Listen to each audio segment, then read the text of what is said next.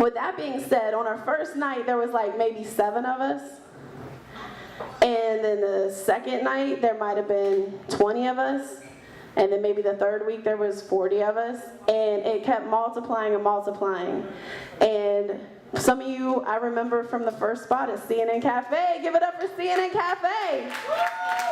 We are back with the original owner of CNN Cafe. Give it up for Da Vinci.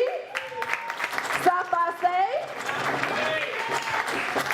So with that being said, the second person we're going to bring up here tonight is none other than one of the original stage family. Give it up for John Gifted. I got broads in Atlanta, she's a good family. Credit cards in the scammers, hitting the van. Legacy, family. Why you see the 100 killers on the house.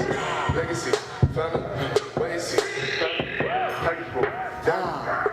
Sac Passe. Out the way. All right. Oh man, we are celebrating a decade. I mean, 10 years. What can I say?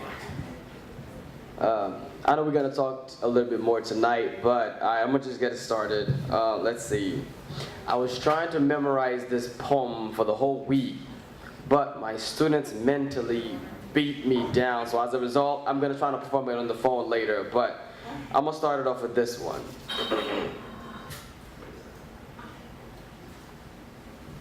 Brown skin, you know I love your brown skin.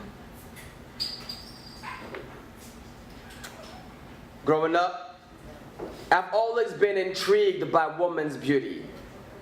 But the black woman's beauty for me have always been one rare, immaculate gem that needed to be praised for how much graceful it can be. It's almost an untraditional link that can forge a long-lost connection to our forgotten ancestral roots. The black woman's beauty is and forever will remain revolutionary, just as her love is.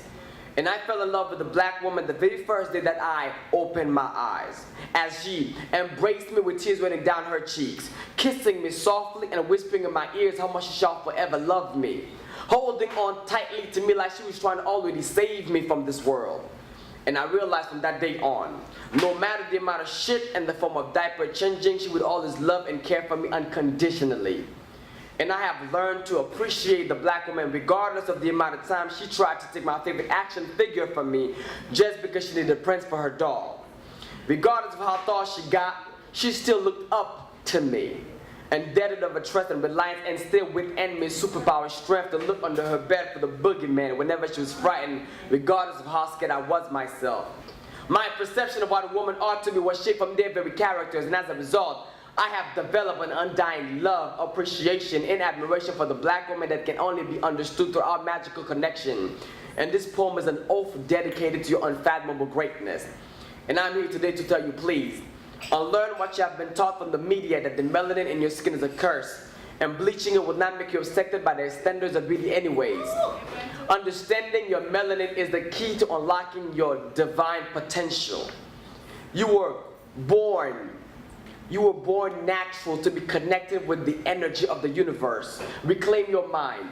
Get it out from the cultural engineered hands who want to turn you into a self-hated, degenerate moron. And as far as your body, it is not a merchandise that needs to be marketed for social media likes.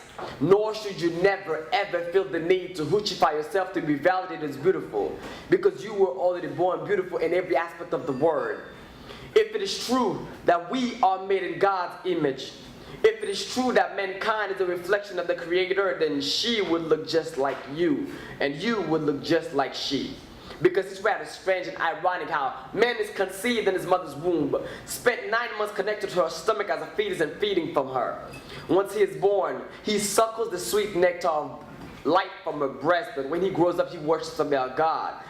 Now, that's a bit delusionally pathetic. Black woman, you are queen, givers of life, warriors, and I do not refer to you as such for endearment nor flattery. I do so for the sole purpose of a reminder. Because one of the cruelest things that slavery and colonialism ever did to your beautiful mind was destroying your memory of what you used to be. So I shall forever remind you. Your uniqueness, Your uniqueness could never be understood, nor could it never be appreciated by the standard of a colonized mind. And in your essence, it is so immaculate that within your wombs lie the mitochondrial genes of all of mankind DNA. You are the genesis.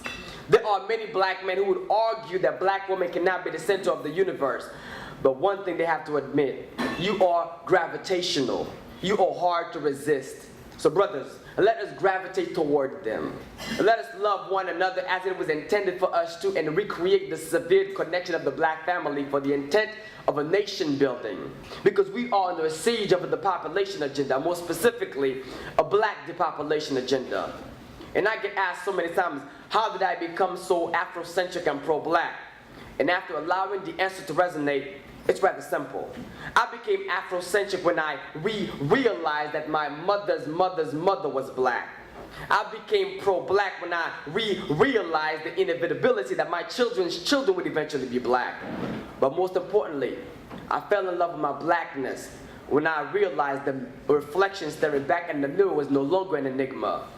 And through acceptance, I fell in love with the reflection, and I met God. So I wrote this poem from the bottom of the heart as a reminder and a message that you are magical. Thank you.